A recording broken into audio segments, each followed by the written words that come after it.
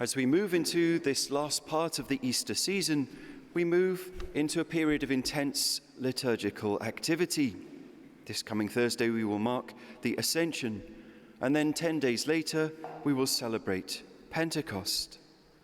And so today's Gospel reading from Jesus' farewell discourse points to both of these events and helps us to prepare for them, and also helps us to see the ways in which the two are so intimately connected. We have a leaving and ascending which relate closely to each other. When it comes to Jesus' leaving, well, the whole farewell discourse in St. John's Gospel is a preparation for the disciples for that event.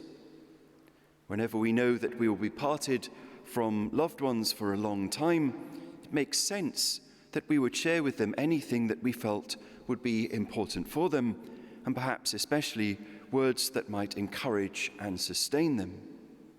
And so it makes sense then that Jesus would sit his disciples down and tell them all the most important things that they need to know before he embarks on his journey to the cross.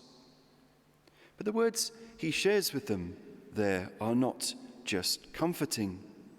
They are teachings to be cherished and lived. To use the language of the gospel passage itself, they are words to be kept. And to keep them is the key to a closeness with God.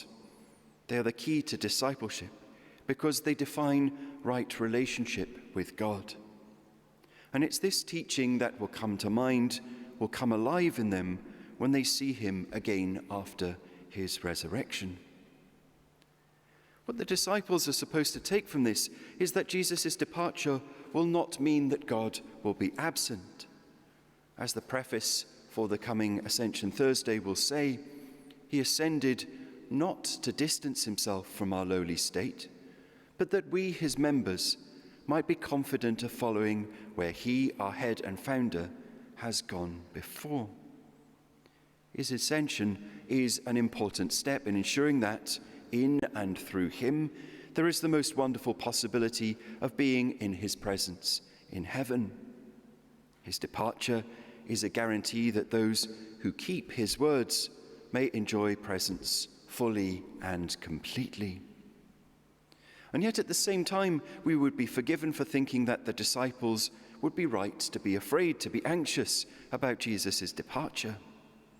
Loving someone and knowing that we are loved by them is a great thing, but it's something altogether more wonderful when that person is actually there with us rather than far away. To experience the love of another to the full, we know that we need them to be with us. Yet by looking at today's Gospel and by connecting the events of the Ascension and Pentecost that will soon be upon us, we can see that in fact what comes in is not a distancing from Jesus, but rather a new era of intimacy with God.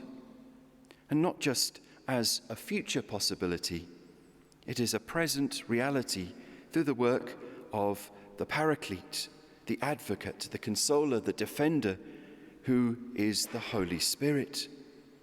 This Spirit comes to console and defend, to teach and guide in the very soul of the person who keeps the words of Jesus. And this Spirit, who is the love between the Father and the Son, brings us to share in the love that is at the very heart of God. All of this takes on an altogether more wonderful dimension when we realize that this revelation coming to the disciples in the farewell discourse is revealed to and for us, and not simply as a historical fact, but as a present living, life-giving reality for anyone who will keep Jesus' words and remain in him today. We have the possibility of going where Christ, our head, has gone before us. And if we keep his words, we will also have the Advocate defending, consoling, teaching, and guiding us at the very heart of our being. We, too, can share in the life of God.